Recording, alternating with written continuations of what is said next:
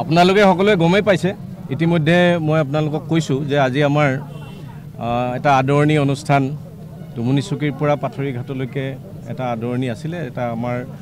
সমষ্টিৰ 26খন মণ্ডল কংগ্ৰেছৰ অন্তৰ্গত অৰ্থাৎ 26টা পঞ্চায়তৰ আৰু চিপাঝাৰ টাউন কমিটিৰ এই আটাইখিনি আমাৰ যুৱক বন্ধু মহিলা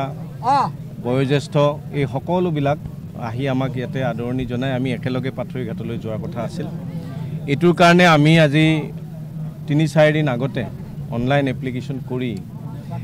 আমি পাৰ্মিশ্যন বিচাৰিছিলোঁ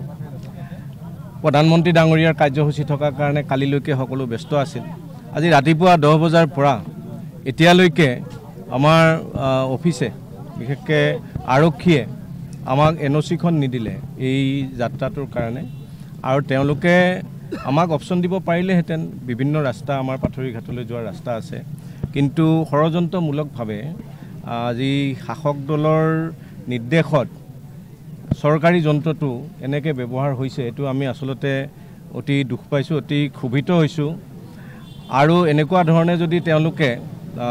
সদায় কৰিব বিচাৰে এটা সময়ত কিন্তু এইবিলাক কথাই এটা উদ্গীৰণ হ'ব আৰু মই আপোনালোকক কওঁ যে এইটো তেওঁলোকে এটা অতি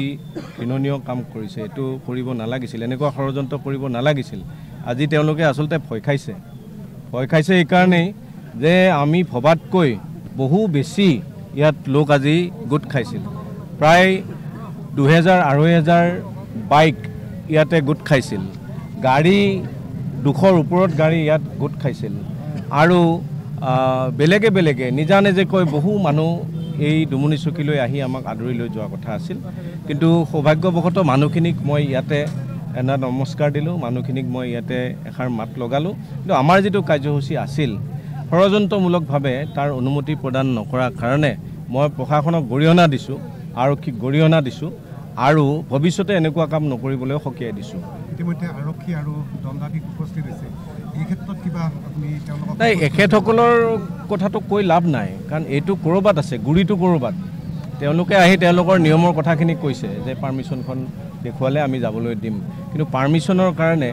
আমি টকা পইচা জমা দি এপ্লিকেশ্যন কৰাৰ পিছতো আজি যে পাৰ্মিশ্যনটো নিদিলে এইটো আচলতে তেওঁলোকে খুব এটা ষড়যন্ত্ৰমূলক কাম কৰিছে বুলিয়ে কৈছোঁ আৰু এইটো শাসক পক্ষৰে ষড়যন্ত্ৰ